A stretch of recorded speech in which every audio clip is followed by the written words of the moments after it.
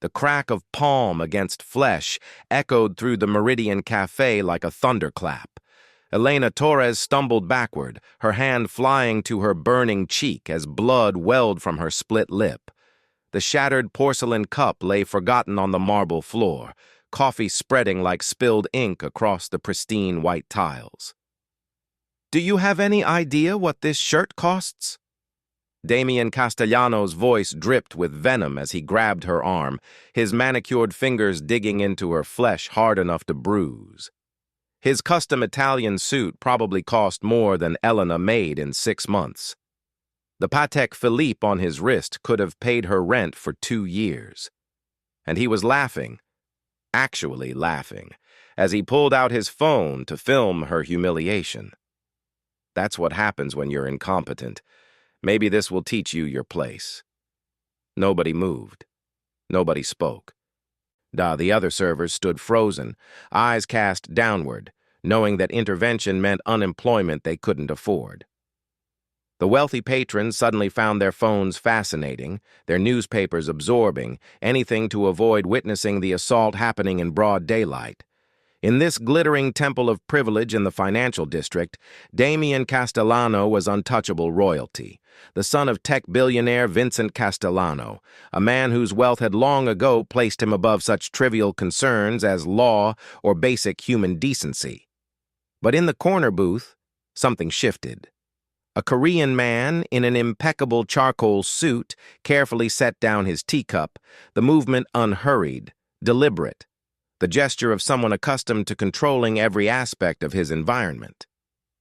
At his feet, a massive black Jindo dog rose silently, a muscles rippling beneath its sleek coat. Shadow made no sound, no growl, no bark, but its amber eyes tracked Damian with predatory focus. The man's face betrayed nothing as he observed the scene. His expression remained perfectly neutral, but his eyes changed. Something ancient and dangerous flickered behind them, a cold calculation that spoke of violence witnessed and violence delivered. Park Min-ho had watched enough, and Damian Castellano had just made the worst mistake of his privileged life. If this story resonates with you, hit that subscribe button now. Tell us in the comments where you're watching from. Let's see how many brave souls will follow this journey to its conclusion. Park Min-ho had not come to America to become what he now was. 18 years ago, he'd arrived with nothing but military training from Korea's ROK Special Forces and dreams of legitimate business success. The American dream, they called it. Work hard, play by the rules, achieve prosperity. What a beautiful lie that had proven to be.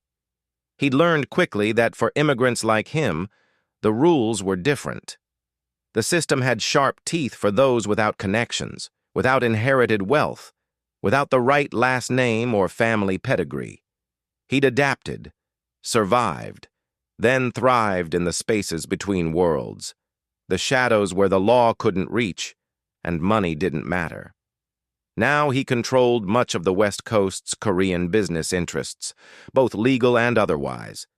The Americans had sanitized words for what he was: organized crime, underground network, gray market operator. In the Korean community, they called him Jopok, a leader who operated with ruthless efficiency wherever protection was needed. But Park Min-ho preferred a simpler term: balancer. Because when the system failed people, as it invariably did, Min-ho ensured the scales were set right again. Shadow, his Jindo, had been trained in Seoul's elite military K-9 program before being deemed too aggressive for standard service. Min-ho saw not aggression, but loyalty in the dog's eyes when he'd rescued him from euthanasia 5 years ago. Shadow understood what humans often failed to grasp. In this world, protection required the capacity for controlled violence.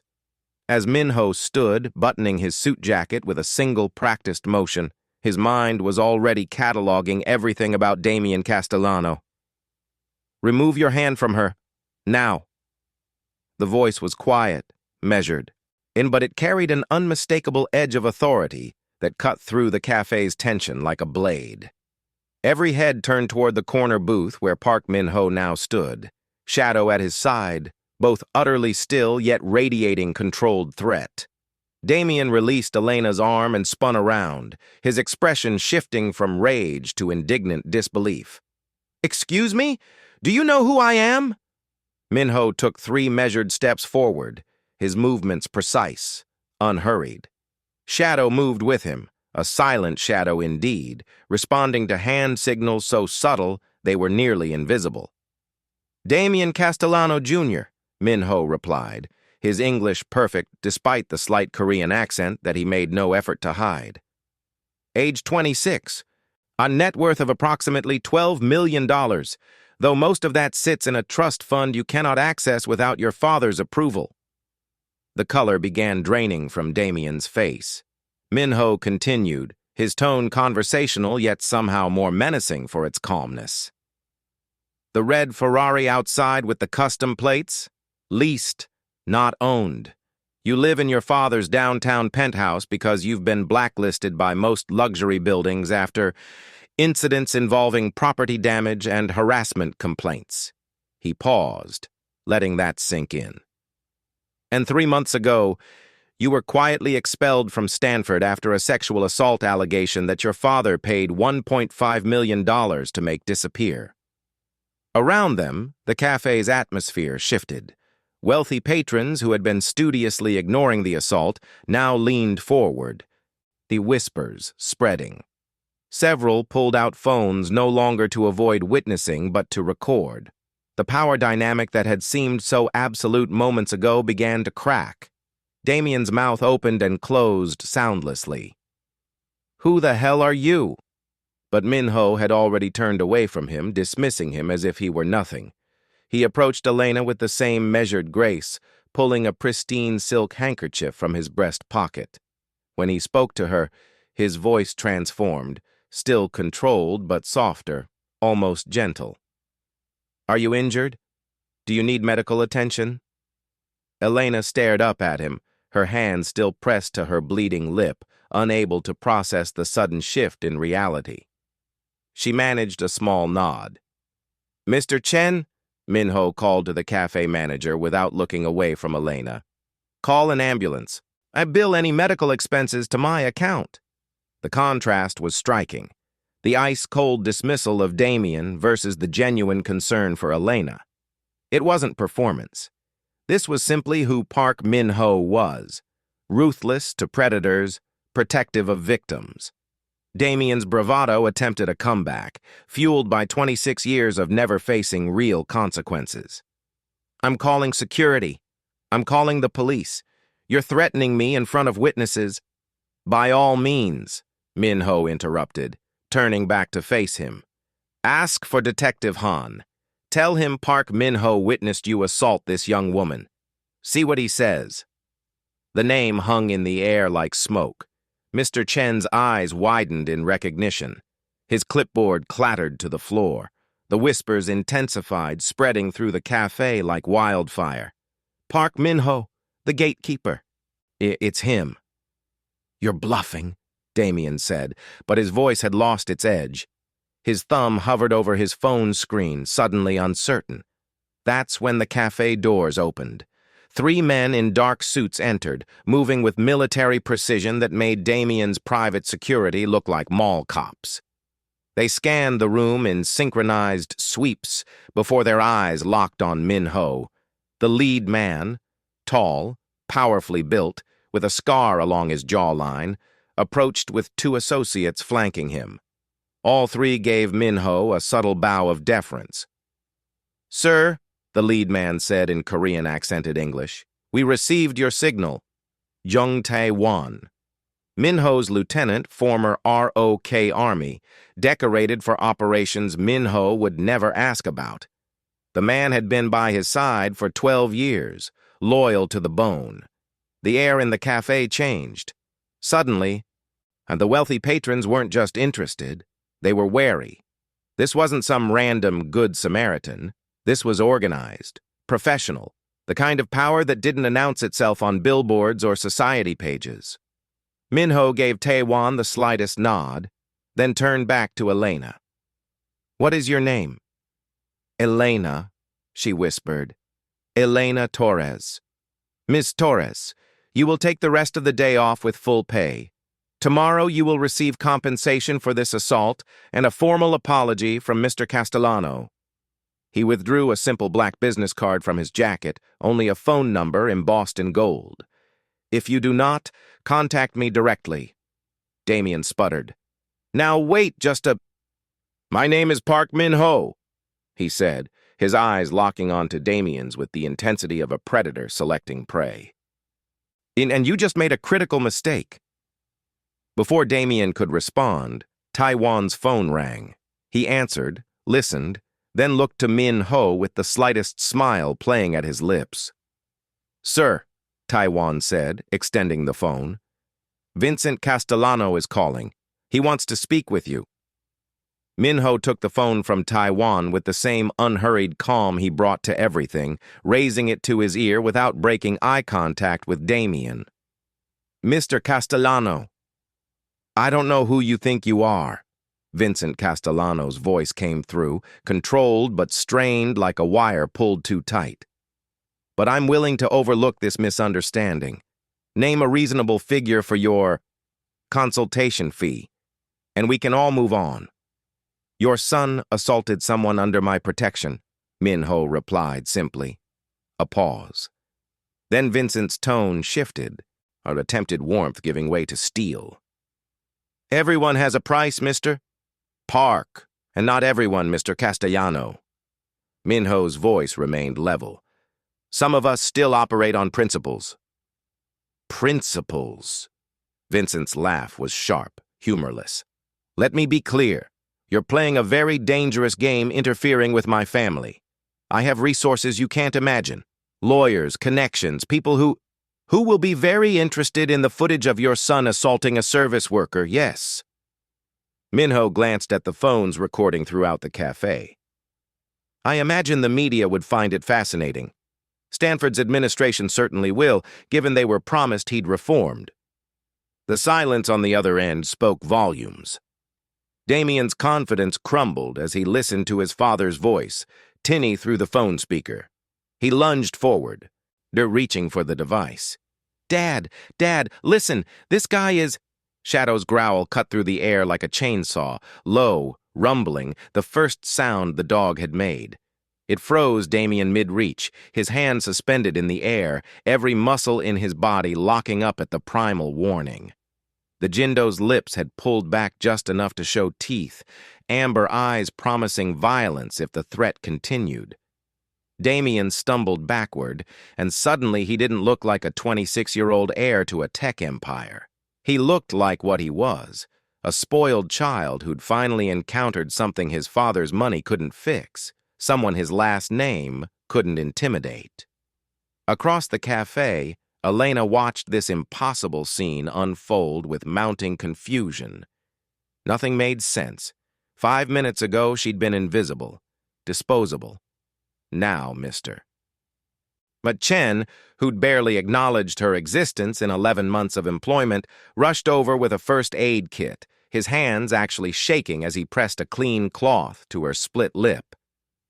Miss Torres, I'm so sorry, please let me help, he stammered, suddenly concerned about her injuries, her well-being, whether she needed to sit down. A glass of water appeared. Another server offered ice wrapped in linen. The complete reversal made her head spin. She looked at the Korean man, still speaking quietly into the phone, at the massive dog now calm again at his feet, at Damien Castellano, the Damien Castellano who she'd seen on magazine covers and gossip sites, standing there terrified. Who was this stranger that even the Castellanos feared him? Min-ho continued his conversation, but something flickered behind his eyes, a memory perhaps. 20 years ago, he'd been powerless too. 18 years old, watching his mother humiliated by her employer, a wealthy American businessman who'd berated her for spilling tea on his desk. Watched her fired on the spot, her apologies ignored, her dignity stripped away while other employees looked away. He'd been too young, too new to the country, too without resources to do anything but burn with impotent rage. That day, he'd made a vow. If he ever gained power, he would use it to ensure others didn't suffer the same silence. He'd built his empire not for wealth's sake, but for this, the ability to stand between predators and prey, to balance scales the system kept deliberately unbalanced. "I'll be at your office in an hour," Vincent's voice came through, resignation bleeding through. "Don't do anything until—" "You misunderstand," Minho interrupted gently. "I'm not negotiating. I'm informing you of what will happen. Your son will apologize. He will compensate Ms. Torres, and he will stay out of my territory. These aren't requests." He ended the call and handed the phone back to Taiwan just as the cafe doors opened again. 4 more men in suits entered, but these moved differently. Corporate precision rather than military efficiency. The lead man, silver-haired and impeccably dressed, approached with the practiced deference of a professional fixer. Gregory Walsh, Vincent Castellano's personal attorney and problem solver. "Mr. Park," Walsh said with a respectful nod, somehow already knowing who he was dealing with. "I apologize for this incident, Mr. Castellano Sr. has asked me to escort his son home and ensure proper restitution is made." "I'm not going anywhere with you." Damien's voice cracked with panic and wounded pride. "Dad will—" Minho spoke quietly, barely above a whisper, but somehow everyone in the cafe heard him. "You will go? Or I ensure this video," he gestured to the dozens of phones still recording, "reaches every media outlet by morning. Your father is trying to save you from yourself. I suggest you let him." Walsh placed a firm hand on Damien's shoulder. "Sir, please, let's not make this worse."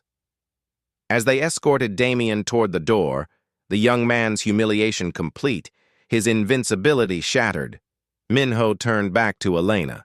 His expression softened, the dangerous edge disappearing as if it had never existed. "Ms. Torres," he said gently, kneeling slightly to meet her eyes at her seated level. "Are you truly all right? Do you need anything else?"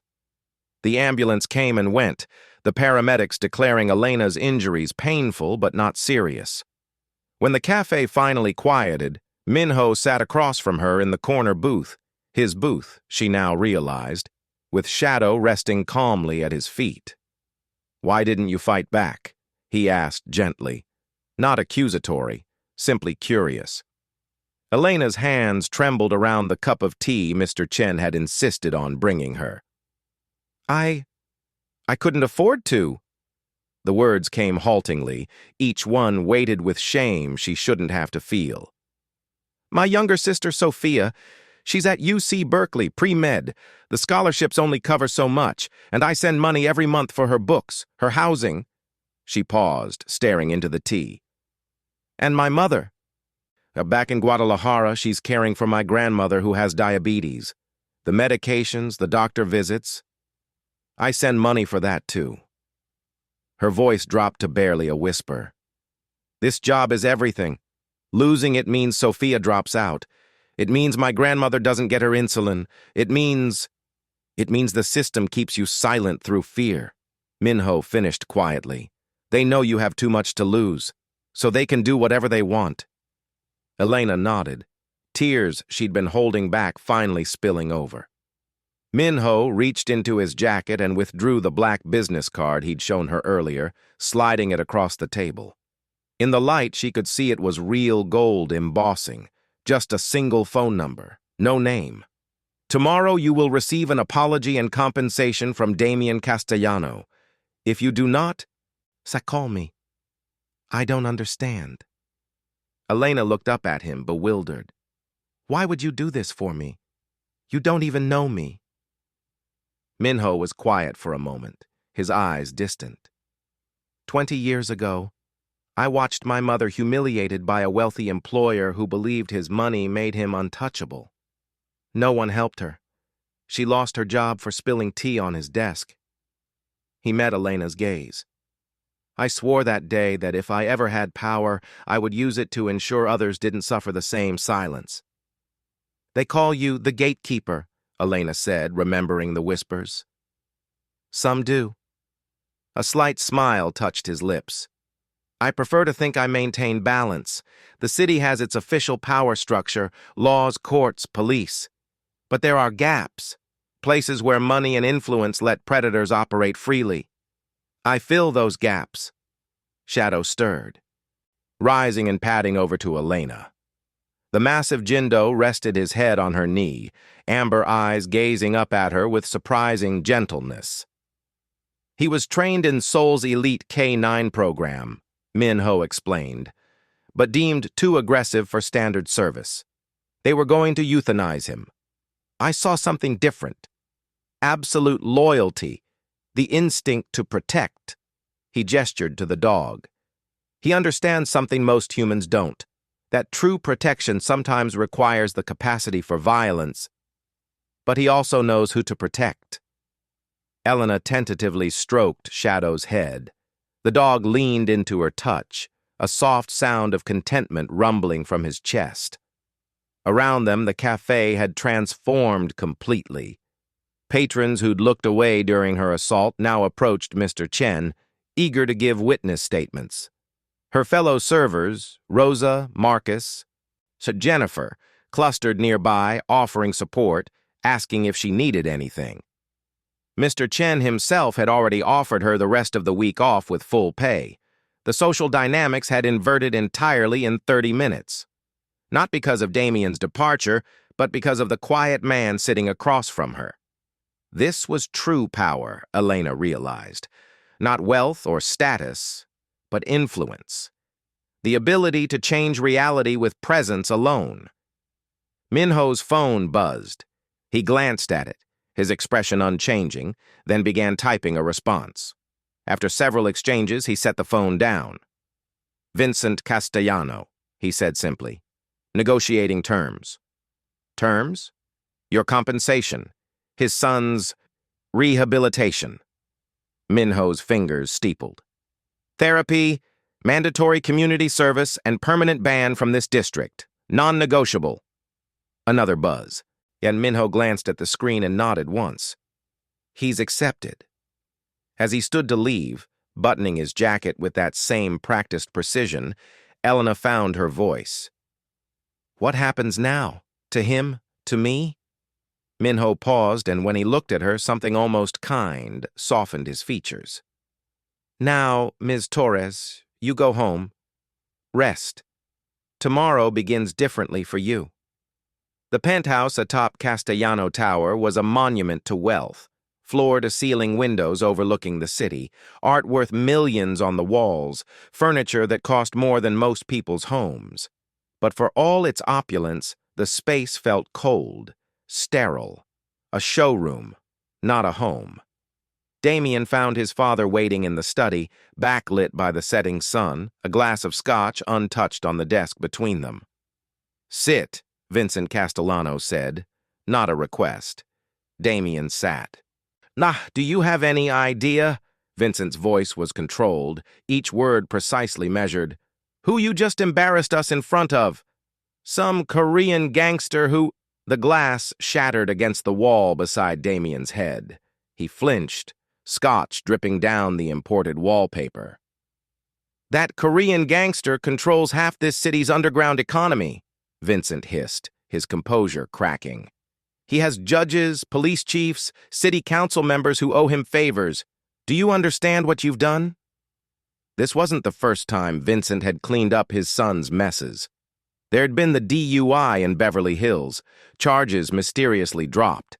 The sexual assault allegation at Stanford, $1.5 million to make the girl disappear. The hit-and-run last year that never made it past the initial police report. In each scandal swept under rugs woven from money and influence. Vincent Castellano had built his empire from nothing. Arrived from Sicily at 19 with engineering brilliance and ruthless ambition. Castellano Technologies had revolutionized surveillance systems, data mining, military-grade security, $17 billion, built on innovation but maintained through intimidation, political donations that bought loyalty, media relationships that controlled narratives, strategic friendships with people who made problems disappear. But Park Min-ho wasn't a problem money could solve. Vincent pulled up a file on his computer, turning the screen toward Damien. This is everything we know about him. The dossier was surprisingly thin. Arrived from Korea 18 years ago, ROK Special Forces background, the connections to Korean business interests, both legitimate and otherwise. Respected by law enforcement, several citations for community assistance. Feared by criminals, violent crime in his territories had dropped 40%. Trusted by immigrant communities who saw him as a protector. What they didn't know, full extent of his network, his financial resources, his ultimate goals. The crucial detail highlighted in red, subject has never been successfully bribed, threatened, or intimidated. Approach with extreme caution. That man could destroy everything I've built with 3 phone calls, Vincent said quietly. One to the SEC about our offshore accounts. One to the DOD about our contract irregularities. One to the media about every scandal I've ever buried. So that's it? Damien's voice rose with indignation. We just let him humiliate me? Let him dictate terms? Vincent's laugh was cold. You still don't understand power, do you? This city has an official structure, laws, courts, regulations, and it has an unofficial structure, territories, unwritten rules, delicate balances between people like me and people like Park Min-ho. He leaned forward. You assaulted someone in his protected zone. That cafe, that district, it's under his umbrella. You might as well have walked into his home and spat in his face. The fear beneath Vincent's anger finally showed. His son had threatened something money couldn't fix. So we just accept it? Damien pressed. Therapy? Community service? Like I'm some common criminal? The people who've crossed the gatekeeper? Vincent pulled up another file, this one thicker. Michael Torres, our real estate developer, tried to force out Korean businesses for luxury condos. His projects mysteriously failed inspections. His investors vanished. He's bankrupt now, selling insurance in Phoenix. Robert Chen, city councilman who took bribes to look away from labor violations. All his communications leaked to the press. Political career destroyed overnight. He closed the laptop. They weren't killed. They were removed, systematically dismantled. That's his specialty. He doesn't break laws. He ensures the system finally works against those who've been abusing it. Damien's face had gone pale. What do we do? Vincent stared out at the city he'd once thought he owned and made a decision that would change everything. Publicly, we comply. You enter therapy, perform your community service, stay out of his territory, you apologize, you compensate the girl, you become a model of rehabilitation. He turned back to his son, something dangerous glinting in his eyes. But privately, I'm going to find his weakness. Everyone has one. The morning sun filtered through the thin curtains of the Queen's apartment, illuminating a space that was small, but lived in and immaculate. Elena sat at the scarred wooden kitchen table, her hands wrapped around a mug of tea that had long since gone cold. Across from her, Sophia sat in stunned silence, her laptop open to a series of forums and archived news snippets. Elena, this guy, he's a ghost, Sophia whispered, turning the screen. Min-ho Park. In the community, they call him the gatekeeper. Half the stories say he's a philanthropist, the other half say he's the reason the triads stayed out of Flushing. It's all myth and rumor. Between them sat the heavy black card, its gold-embossed dragon shimmering like a talisman. It felt weighted, as if it possessed its own gravity. A sharp knock at the door startled them. A delivery courier stood in the hallway with an overflowing fruit basket, a bouquet of white lilies, and a thick vellum envelope. Inside the envelope lay a $10,000 check and a brief handwritten note from Damien. I reacted poorly. My apologies. The handwriting was jagged, as if forced. Beneath it was a formal letter from the Castellano legal team. "They're covering everything," Elena said, skimming the legal jargon. "Medical bills, lost wages, a full settlement." Sophia pulled a document from the pile. "An NDA? Wait, no. It says you can't discuss the settlement amount, but it doesn't bar you from reporting the assault. That's unheard of." She looked at her sister with wide eyes. This actually happened? Someone actually made the Castellanos pay? Returning to Meridian Café felt like walking into a dream. Elena expected the cold shoulder from Mr. Chen or the suffocating anxiety of a disposable employee. Instead, Mr. Chen greeted her with a bow and a genuine smile. "Elena, good to see you. We have updated the staff manual," he said, gesturing to a sleek new tablet at the register. The revelation came quickly. Meridian Café had changed ownership overnight. It was now a subsidiary of Lotus Holdings, one of Minho's legitimate business arms. The new policy was clear: zero tolerance for harassment, upgraded security protocols, and a mandatory training session on worker protection. A man in a sharp charcoal suit approached the counter. He wasn't a customer. "Ms. Castillo? I am Jung Taiwan." He was disciplined and professional, his posture screaming ROK Army veteran. "Mr. Park has assigned me to oversee the transition. You'll find 2 security personnel stationed at the perimeter during all shifts. Mr. Park ensures his people are protected." The word "his" vibrated in Elena's mind. She was under the umbrella now. "You should be careful with that one," an older Korean regular whispered as Taewon stepped outside. Mrs. Kang had lived in the neighborhood for 40 years. "Minho Park is a complicated man. He stopped my landlord from illegally evicting 6 families last winter. He stopped the street crews from taxing the dry cleaners." She patted Elena's hand. "He walks in shadows so we can live in light. But remember, shadows are still dark." Elena felt a swell of gratitude. Oh, but it was tinged with a cold realization. Protection wasn't just a shield, it was a tether. What would a man like Minho eventually ask of her? Blocks away, tucked inside a tinted SUV, Damien Castellano watched the cafe through a pair of high-end binoculars. His jaw was tight, his face still bruised. "I don't care what my father signed," Damien hissed into his phone. He was speaking to a group of his former Stanford classmates, men who viewed the world as a private playground. "He thinks he bought me off. He thinks that gatekeeper thug won. I just need leverage. Find out everything about her. Her family, her debts, her secrets." To Damien, consequences were a temporary glitch in the system. Back inside the cafe, Elena's phone buzzed. It was an unknown number. "You are safe, but remain vigilant. Entitled men rarely accept defeat gracefully." She looked toward the window. Across the street, a dark figure sat on a bench, a silent sentinel in the cold air. The shadow was watching. 2 weeks under the gatekeeper's shadow felt less like a burden and more like a miracle.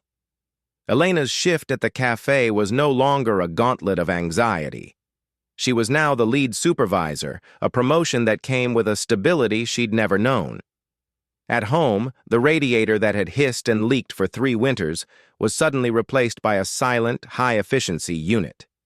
Even more surreal was the news from her mother in Mexico. An anonymous foundation had cleared the balance for her grandmother's surgery. Minho's protection was a silent, invisible architecture. Elena looked at the black card tucked into her wallet, wanting to say thank you, but fearing that a simple thanks was far too small for a man who reshaped reality with a phone call. The peace shattered at 9:15 p.m. Elena was closing up Meridian when her phone vibrated with a call from an unknown number. It was campus security at Sophia's university. Sophia hadn't returned to her dorm, but her phone had been found on the sidewalk outside the library. When Elena arrived, a security officer handed her the device. The screen was cracked, and a single unsent draft message sat in the Notes app. "We need to talk about your sister's new friends." Elena didn't hesitate.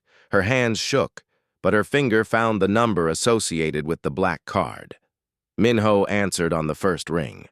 His voice was a low, steady frequency that cut through her hysteria. "Where was she last seen?" "The library. North exit. Minho, someone took her." "Stay where you are," he commanded.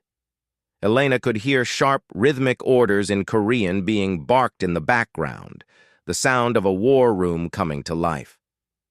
"I'm sending Taiwan. Do not call the police yet. If this is who I think it is, the police are a complication they've already paid for." Minutes later, an email hit Elena's phone. It was a photo. Sophia, zip-tied to a metal chair in a dim concrete room. She looked terrified but physically unharmed. The text below it was a list of demands. Recant the assault story. Sign a new, total NDA.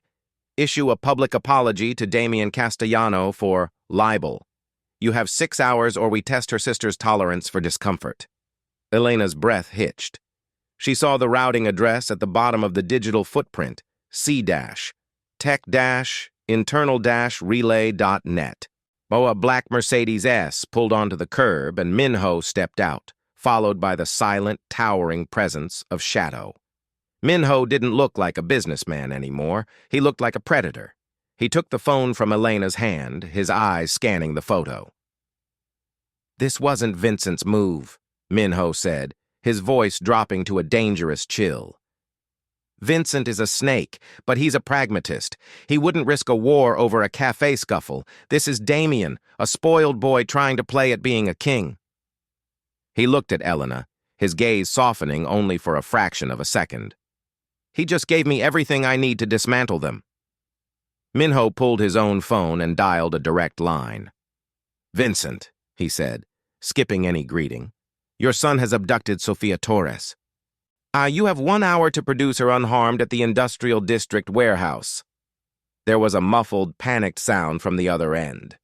Vincent's voice was frantic. "What? No, Minho, we agreed. The settlement was final." "Control your son or I will," Minho interrupted. "Permanently."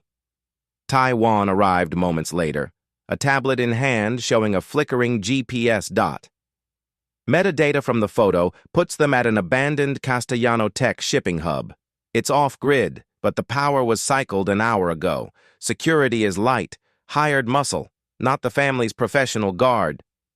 "He's acting alone," Minho muttered, his expression grim. "Sloppy, desperate. He thinks wealth makes him untouchable." He turned to Elena, placing a steadying hand on her shoulder. The touch was grounding, a promise made in iron. "Your sister will be home tonight, and Damian Castellano will learn what happens when someone threatens my people. This time, there is no settlement, no apology, only consequences." He signaled to Shadow, and the black car roared to life, disappearing into the night toward the industrial ghosts of the city. The industrial warehouse sat like a tomb on the edge of the East River, but inside, it was a theater of amateur cruelty. Damian Castellano paced in circles, a glass of expensive scotch in one hand and a smartphone in the other. He was filming a video message for Elena, his voice pitched in a nasal, frantic vibrato. "Look at her, Elena," Damian sneered, tilting the camera toward Sophia. She was pale, her eyes wide with terror, zip-tied to a rusted chair. "One signature. That's all it takes to make this go away. If you don't, well, we'll see how much your gatekeeper really cares about a waitress's sister." Behind him, 4 hired thugs, men with gym-built muscles and no tactical sense, loitered near the bay doors, laughing. They didn't hear the soft thud of a grappling hook. They didn't notice the shadows shifting. Suddenly, the overhead mercury vapors hummed once and died. Total darkness swallowed the room. "Check the breakers," Damian yelled, his bravado instantly curdling into a high-pitched bark. The silence that followed was worse than any alarm. It was the sound of 12 professionals moving with military precision. There was no gunfire, only the rhythmic thwip of suppressed pistols and the heavy, dull impact of bodies hitting the concrete. One of the thugs turned toward the sound of a falling comrade, and only to be met by a pair of glowing infrared goggles and a low, guttural growl that didn't sound human. Shadow moved like smoke, neutralizing the remaining guards in a blur of terrifying efficiency. "You were warned, Mr. Castellano," a voice cut through the dark. Calm, absolute. The emergency lights flickered on, dimmed to a ghostly red. Minho stood 10 feet away, his hands clasped behind his back as if he were at a gallery opening. Damien dropped his glass. It shattered against the floor, much like his composure. He fell to his knees, sobbing, the tough guy persona evaporating. "It was just a scare tactic. I wasn't going to hurt her, I swear." Taewan was already at Sophia's side, his movement surprisingly gentle as he sliced through the zip ties. Elena burst through the door a moment later.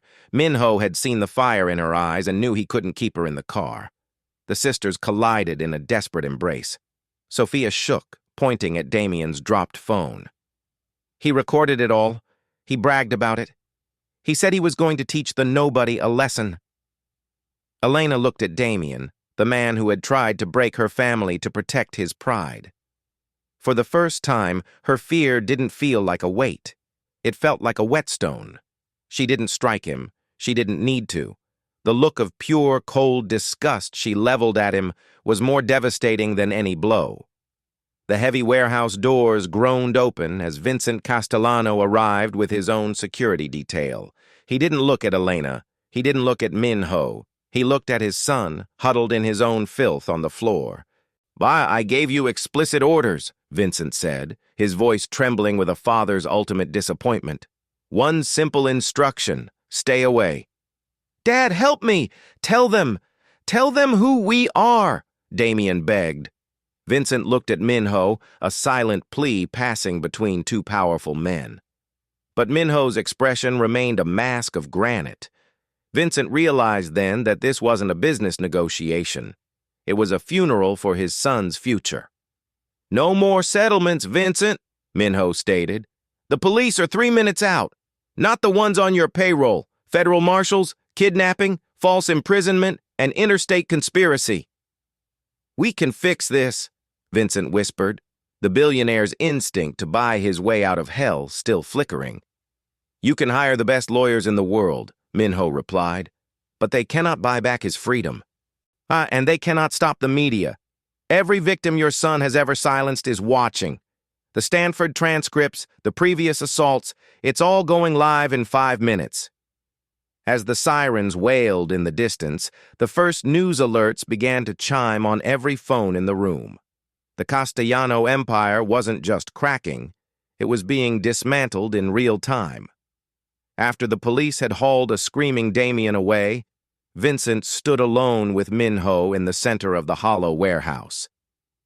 "You've destroyed my son," Vincent said, his eyes burning with a hollowed-out rage. "No," Minho corrected him. "You destroyed him through years of enabling. You taught him that people were things to be used. I simply stopped protecting him from the consequences of that lesson." Vincent stepped closer, his voice a low hiss. "I will find a way to hurt you for this. Park. I have resources you can't even imagine." Minho didn't flinch. "Many have tried. I'm still here. They're not." Minho turned and walked toward the sisters. Elena stood by the ambulance, watching him approach. "How do I repay this?" she asked, her voice finally steady. "How do I ever pay back a debt this large?" Minho looked at her, not as a patron, but as a peer. "By living well, by refusing to be silent, by being the person who stands up when you see the next injustice. That's the only payment I require." He signaled to Shadow, and as the sun began to peek over the horizon, the gatekeeper stepped back into the dark, leaving Elena and Sophia to walk into the light. The gavel had fallen with a finality that echoed through the marble halls of the courthouse and into the digital ether. Damian Castellano was sentenced to 8 years for kidnapping and false imprisonment, with a laundry list of additional charges still winding through the system. For the first time in his life, his father's checkbook couldn't open a side door. There was no bail, no luxury house arrest. There was only a cell and the crushing weight of a world that no longer feared his name. Vincent Castellano's empire remained, but it was a scarred beast. Stock prices had dipped, and key partners had quietly severed ties to preserve their own reputations. The billionaire had learned the hard way that even a king has a perimeter he cannot cross. An uneasy peace now sat between the Castellanos and Lotus Holdings, a cold stalemate born of mutual understanding. Vincent stayed out of Minho's territory, and in return, Minho stopped pulling at the threads of the Castellano legacy. At Meridian Café, the atmosphere had shifted from one of frantic survival to one of professional dignity. Elena, now the assistant manager, didn't just run the floor, she curated the culture. The Meridian Protocol had become a blueprint for service worker safety across Queens.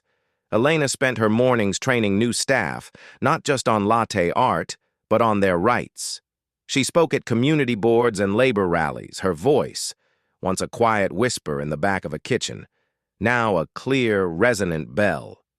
Her testimony hadn't just put Damian away. It had emboldened dozens of other women to step out of the shadows. One person's refusal to be a victim had created a ripple effect that was slowly eroding the culture of silence in the city's service industry. Beside her, Sophia had found a new direction. She had switched her major to social justice, her trauma having been forged into a fierce sense of purpose. She spent her weekends interning with a nonprofit that provided legal aid to undocumented workers.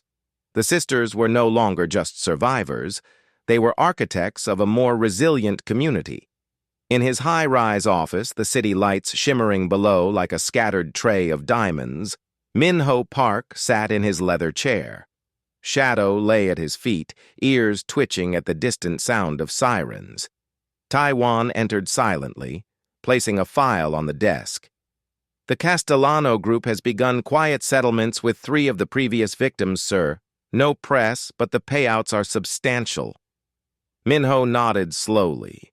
His satisfaction didn't stem from Damian's imprisonment. Vengeance was a base emotion. His victory lay in the systemic shift. He had forced a monster to acknowledge the existence of the nobodies. Good, Minho murmured. Keep watching the other accounts. Power doesn't disappear. It just changes shape. Every Tuesday at 4 p.m., the bell above the Meridian Café door chimed to herald a specific arrival. Minho would take his seat in the corner booth, the very place where the darkness had first met the light. Elena would bring his tea without him having to ask. Their conversations had evolved. They discussed the neighborhood, the nuances of the law, and Sophia's latest academic papers. There was no longer a wall of fear between them, but a bridge of mutual respect. Elena was no longer just a protected asset. She was a partner in the neighborhood's stability. The tea is excellent today, Elena, Minho noted, made the steam curling around his sharp features. It's a new blend, she replied with a genuine smile. Stronger. It holds its heat longer. The city, however, is a hungry thing. It produces predators as naturally as it produces concrete. Near the front of the cafe, a new customer, a man in a suit that cost more than the espresso machine, began to bark at a young server. He slammed his hand on the counter because his order was 30 seconds late. "Do you know who I am?" the man sneered, his voice rising in that familiar, entitled cadence. "I could have this place shut down by dinner." The young server's hands began to shake. The cafe went quiet. Minho observed the scene silently from his booth. He set down his teacup with a slow, deliberate motion that seemed to pull the air out of the room. And his eyes changed. The warmth of his conversation with Elena vanished, replaced by that ancient, predatory coldness. Shadow rose from beneath the table, his hackles standing like needles. He awaited the command. Some men are born to wealth, Others are born to fight. Park Min-ho had chosen which side of that line he would stand on long ago. In this city, in his territory, there were rules even billionaires had to follow. The question was never whether he would act, only when. Min-ho stood. The cycle began again. The end.